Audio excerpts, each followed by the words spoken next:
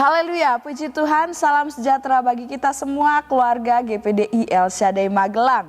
Rise up, bangkit, bergerak, berdampak. Puji Tuhan, kita bersyukur kepada Tuhan.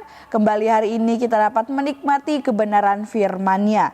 Mari langsung saja kita akan membuka Alkitab kita di dalam kitab Keluaran pasal yang ke-22. Sekali lagi Keluaran pasal yang ke-22.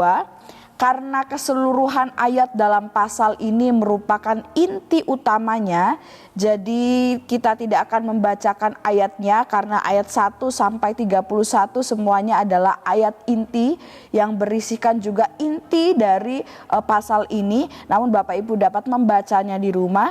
Jadi kita akan melihat dari Keluaran 22 ayat 1 sampai ayat yang ke-31. Ya Bapak Ibu yang diberkati oleh Tuhan, terlebih dahulu tentunya kita akan membahas tentang observasinya dari ayat ini, dari pasal ini, khususnya di ayat 1 sampai ayat yang ke-31. Ya Bapak Ibu, dalam pasal ini kita dapat menemukan adanya keterlibatan Allah, ada juga Musa dan juga bangsa Israel di dalam kisah ini. Dan Keluaran 22 ini memang khusus berisikan berbagai hukum-hukum dan juga peraturan-peraturan yang berkaitan dengan peristiwa-peristiwa, ada pencurian, ada kerugian, tanggung jawab dalam masyarakat di tengah-tengah bangsa Israel. Semua hukum dan peraturan ini berasal dari Allah. Allah yang buat, Allah yang tetapkan, kemudian Allah sampaikan melalui Musa, dan kemudian Musa teruskan itu kepada bangsa Israel. Hukum dan peraturan ini diberikan Allah kepada Israel pada saat mereka keluar dari tanah Mesir dan mereka menerima 10 perintah Allah di Gunung Sinai. Dan peristiwa ini terjadi ketika mereka masih berada di padang gurun di dalam perjalanan mereka keluar dari Mesir menuju tanah perjanjian. Nah, Allah memberikan hukum-hukum dan peraturan-peraturan yang kita bisa baca dalam keseluruhan pasal ini, ada alasannya Bapak Ibu. Mengapa? Yang pertama, Allah memberikan hukum dan peraturan ini supaya bangsa Israel ini dibangun. Jadi tujuannya untuk membangun masyarakat yang adil, kemudian yang bermoral dan kudus di hadapan Allah. Jadi perlu peraturan-peraturan. Kemudian untuk menunjukkan kasih dan keadilan Tuhan di tengah-tengah bangsa Israel. Jadi dengan peraturan ini sesungguhnya Allah sedang memberikan kasih-Nya dan juga menunjukkan keadilannya. Karena dengan peraturan itu bisa kemudian memberikan satu acuan untuk bangsa Israel ini dapat bertindak yang benar. Kemudian untuk memisahkan bangsa Israel dari bangsa-bangsa lainnya dan menetapkan mereka sebagai umat pilihan Allah. Ya, kita tahu bersama bangsa-bangsa yang di luar Tuhan, bangsa-bangsa yang tidak mengenal Tuhan, hidupnya pun tidak berkenan di hadapan Tuhan. Mereka tidak menyembah Tuhan, mereka menyembah patung, berhala, kemudian cara hidup mereka yang tidak kudus, yaitu kemudian membuat satu perbedaan dengan bangsa Israel. Bangsa Israel bangsa yang dipilih Tuhan, dan dengan peraturan dan hukum-hukum yang Allah berikan itu akan membuat bangsa Israel ini tingkah lakunya tertata dan tetap dalam kekudusan, tetap dalam kebenaran. Sehingga itu akan membuat bangsa Israel berbeda dengan bangsa-bangsa lain. Nah, itu observasi yang kita bisa temukan di dalam pasal ini. Kemudian apa interpretasinya Bapak Ibu? Apa yang dapat kita pelajari dari Keluaran pasal 22 ini? Ya, di sini kita dapat kemudian belajar Bapak Ibu sesuai dengan renungan firman Tuhan kita pada hari ini, yaitu sifat Allah. Kita akan belajar tentang sifat Allah ini, dan sifat Allah yang akan kita sama-sama bahas ini adalah sifat yang sangat luar biasa, yang sangat dahsyat dan akan sangat memberkati siapapun yang merasakannya.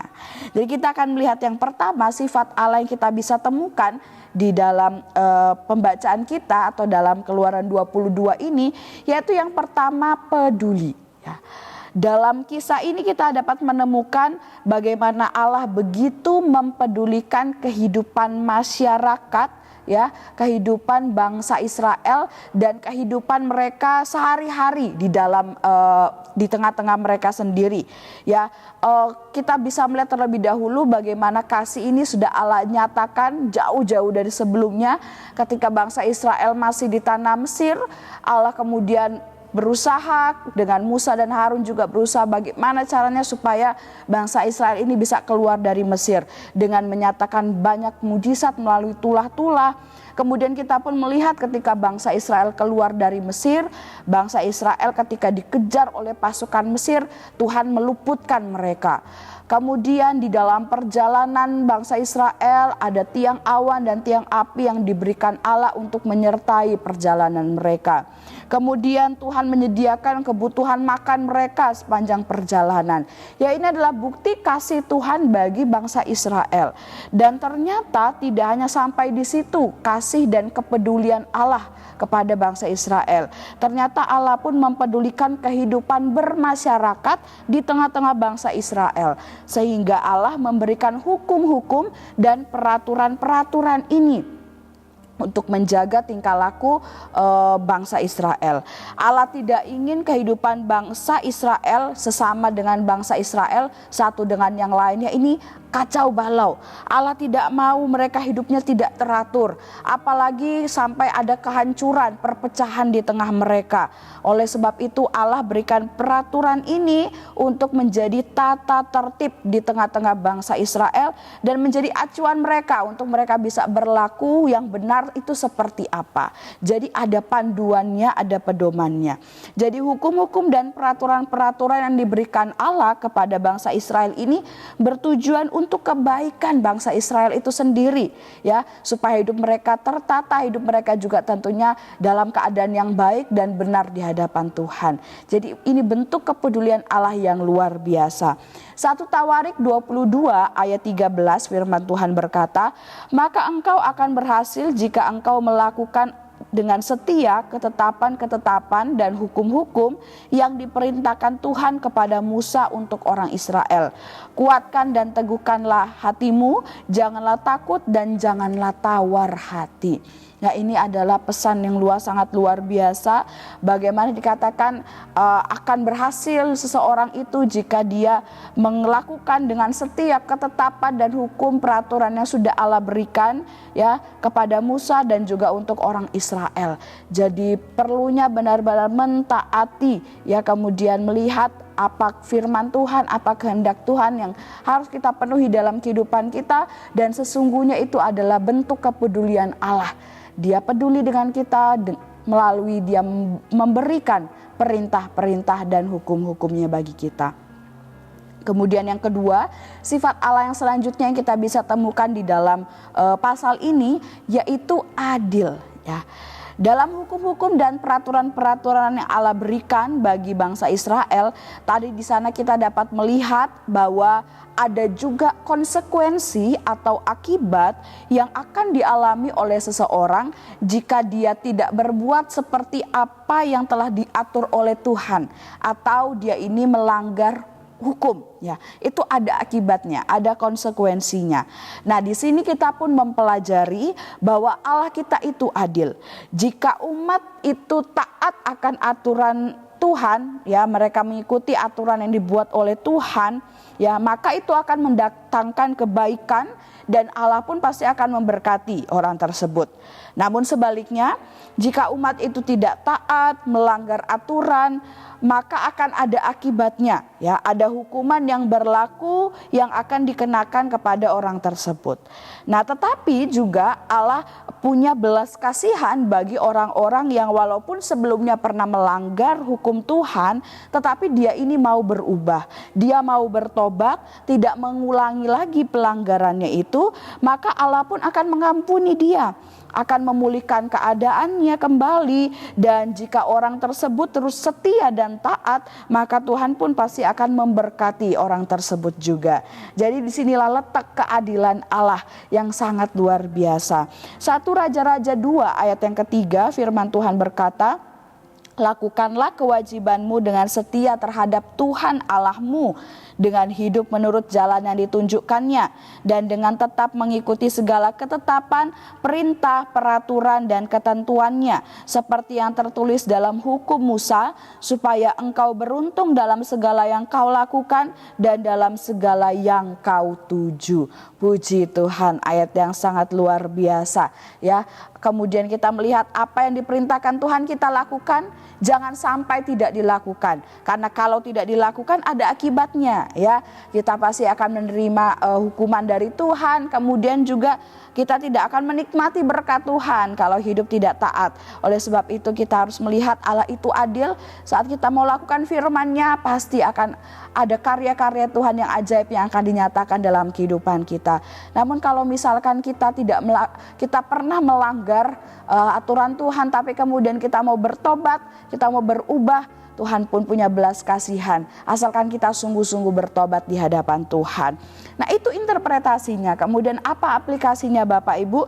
Jika kita sudah mengetahui kedua sifat Allah ini, yaitu peduli dan adil, maka apa respon kita ya? Apa yang harus kita tunjukkan, apa yang harus kita lakukan ya dengan kehidupan kita ini? Yaitu yang pertama, taat untuk melakukan hukum-hukum dan peraturan-peraturan Allah. Ini sudah pasti Bapak Ibu ya, karena kita sudah belajar tentang peraturan Allah, tentunya kita harus lakukan itu juga di dalam kehidupan kita sehari-hari saat ini ya. Kemudian yang kedua, kita harus terus mencari tahu apa saja kehendak Allah yang harus kita patuhi. Ya, kita perlu terus menggali kira-kira apa lagi yang harus saya kerjakan dalam kehidupan saya sesuai dengan kehendak Tuhan. Kita bisa mencari tahu, bisa melalui belajar atau membaca firman Tuhan, bisa juga melalui mendengarkan khotbah atau renungan firman Tuhan, bisa juga melalui pendalaman atau pelajaran Alkitab yang ada di gereja kita masing-masing. Yaitu pun juga bisa menjadi sarana untuk kita bisa lebih tahu lagi apa perintah dan kehendak Tuhan yang harus kita penuhi di dalam kehidupan kita. Dan pastinya Roh Kudus akan menolong kita, memampukan kita untuk melakukan firman Tuhan tersebut. Puji Tuhan, Tuhan Yesus memberkati kita semuanya. Bapak Ibu, kami ucapkan terima kasih bagi Bapak Ibu saudara-saudari yang sudah mengikuti renungan 79. Kiranya renungan firman Tuhan ini dapat menjadi berkat bagi kita semuanya. Bagi Bapak Ibu saudara-saudari yang ini doakan untuk pokok doa tertentu atau ingin menceritakan kesaksian, baik mujizat kesembuhan, pemulihan masalah keluarga dan lain-lain, dapat disalurkan melalui chat WhatsApp di nomor 0813 2742 0088. Mari kita akan sama-sama berdoa. Kami mengucap syukur Tuhan buat kebenaran firman-Mu yang kami nikmati hari ini. Firman-Mu yang mengingatkan kami tentang sifat-sifat Engkau yang ajaib dan luar biasa. Engkau Allah yang penuh dengan kepedulian. Engkau Allah yang juga penuh dengan keadilan. Dan kami sangat bersyukur, kami percaya kepada Engkau ya Allah. Terima kasih Tuhan, Kau tolong setiap jemaat Tuhan yang ada di GPD Sadaya Magelang. Biarlah hidup kami semakin hari semakin cinta Tuhan, semakin setia melayani Tuhan. Keluarga GPDL Sadaya Magelang hendak merenungkan titah-titah-Mu dan mengamat-amati jalan-jalan-Mu. Kami akan bergemar dalam ketetapan-ketetapan-Mu, firman-Mu tidak akan kami lupakan. Terima kasih Tuhan, kami aminkan dan terima firman-Mu dengan penuh ucapan syukur dalam nama Yesus. Haleluya, amin.